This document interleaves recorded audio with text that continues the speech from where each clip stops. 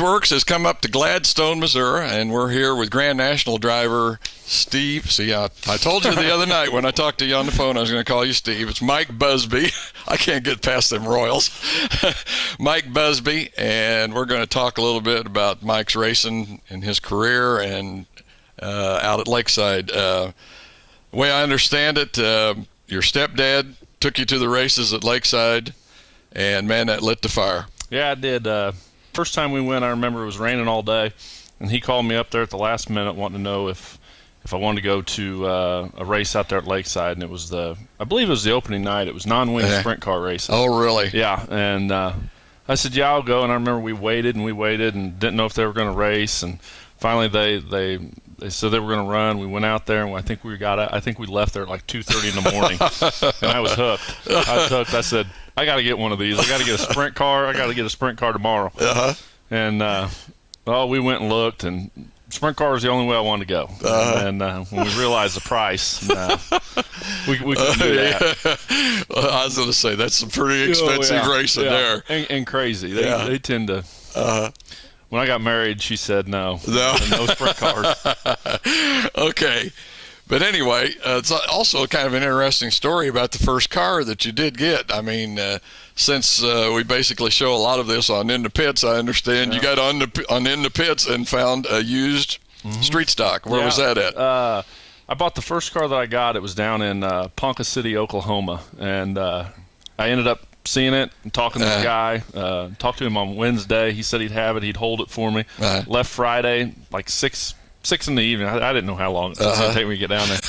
I think we rolled in there about 1 o'clock in the morning. Oh, boy. he waited for us, and I was excited, and we got it and drove all the way home, started working on it, no sleep. I was ready to go racing the next week. I bet. That's quite a story. When you do get this street stock, I think you told me it was an IMCA street stock, and so you decide to go racing up at Winston. Here's another example of somebody that races at Lakeside that kind of cut their teeth, so to speak, at Winston. What is it about Winston? Is it just a good place to start? I mean, I don't want to in any way demean the competition there, but is it just a good place for a beginning driver to start out? I think it is. I think the track is smaller. You don't tear up as much. Well, I mean, you do. It's a smaller track. You beat and bang more on the cars. But inexperience. That plays in a lot too. But you don't have to have as big a motor to run out there. Lakeside, you have to have a big, decent motor to last. And it was a little cheaper to get up there to start racing. I always wanted to race out at Lakeside, but it's just too expensive to run out there. Okay. So you're up at Lakeside, and if I remember right, just that first year you only got in 6 races, but then you come back the following year in the street stock and third in the points. Yes. Who were some of the competitors that you ran against that year, if you can remember, in that street stock class? We ran against Thomas Roberts, Russell Walters, both Anderson boys, Blake Peeler. Those are all pretty fast guys up there, and John Bowler, he won the points that year, and there's a lot of fast guys in that class up there. Okay, so third in the points. Evidently, you must have seen something or felt something that maybe it was time for you to step up and go into the Grand Nationals, which you do the following year at Lakeside. Yeah, I had that street stock, and I just felt like I did okay in there.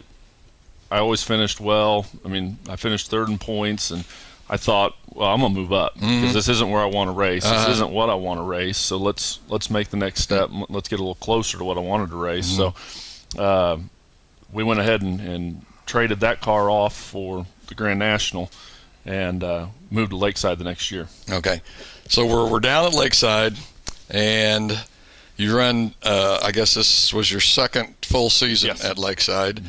And this year, I looked this up in those records that I have, and I'm probably off a little bit, but 1 feature win, 5 top 5s, and I believe it was 10 top 10s. Yeah. But still down in the points quite a bit. Yeah. We had a rough year. We started off really well. We had a lot of power.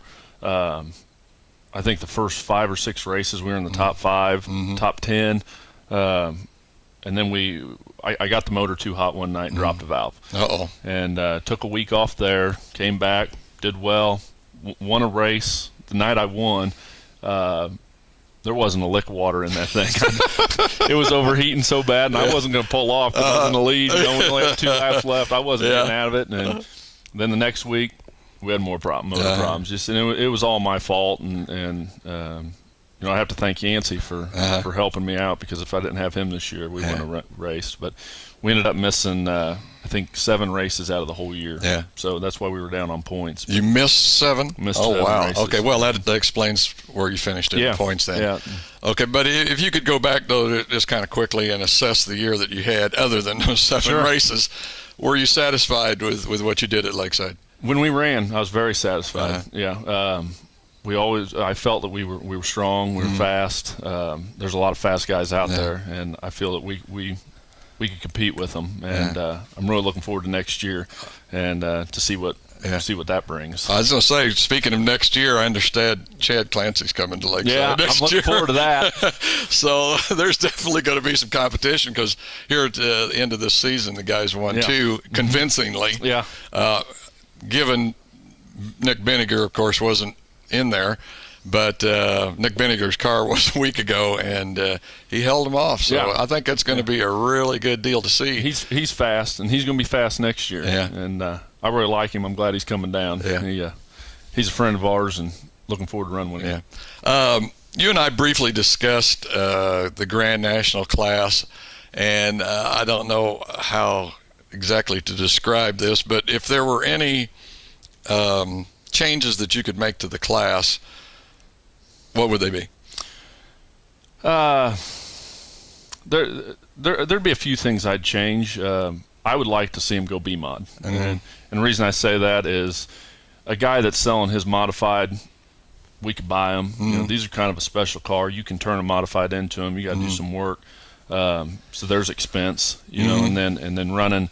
We've got to run the full fenders and the nose pieces, and that's extra expenses, and stuff like that. And I'd like to see him change. I know Mark likes 3 distinct classes, and I understand that and respect that. It's his track. His track, man. His track. And I'll race whatever he got, but that's the track we like. And we're staying there. Yeah. Well, you also, I think, mentioned that they are a lot harder to work on too. Yeah, they are. With the body configuration the way it is. They're a lot harder. Everything covered. If you could tell me, what was the highest moment and what has been the lowest moment in your career? The highest moment, I mean, that's given. Our first win this year, that was big. Finally getting that, after racing 3 years and not having a win, we were really looking for a win, and finally to get one, that was, we thought we were on top of the world there. Got the monkey off your back. Oh yeah, finally got that monkey off the back. And then I'd say the lowest was probably last year when the drive shaft came through the car and hit me. Oh man! And put me in the hospital. That I didn't know I wanted to get back in the car. I was a little bit nervous about that, and everybody kind of talked me into it and said, that was a freak deal and move on, and we did, and we're over it. We're better, and it is what it is, but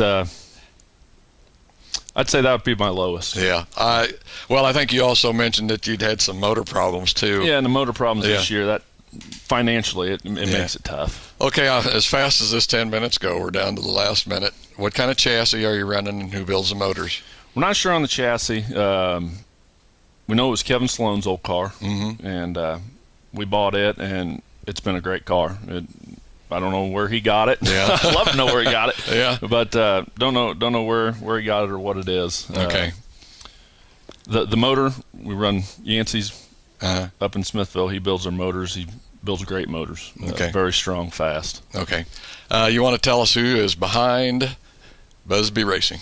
Ken's Quality Painting, Rufus Teague, Rick Standard Homes,